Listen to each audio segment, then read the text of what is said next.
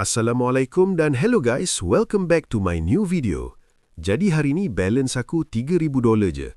Tak terlalu besar, tapi cukuplah nak tunjuk result yang betul-betul real. Macam biasa, aku bagi 100% live proof. Tak ada fake, tak ada editing dalam video ni. Hari ni, aku trade dekat market New Zealand dan European.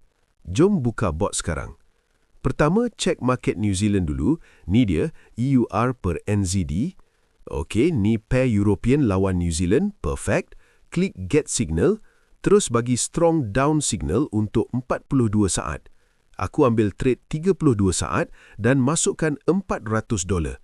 Okey, $400 kali ni amount yang okey. Lebih besar dari biasa $200 aku, tapi posisi aku lagi bagus. Trade tengah jalan, sangat close. Trading manual memang susah gila. Tapi pakai AI bot, semuanya jadi simple. Bot yang analisa market dan bagi signal jelas. Korang tinggal follow je dan letak trade.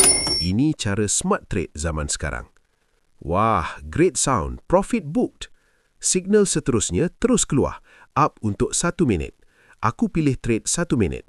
Full confident naik sebab bot hari ni tunjuk 95% accuracy.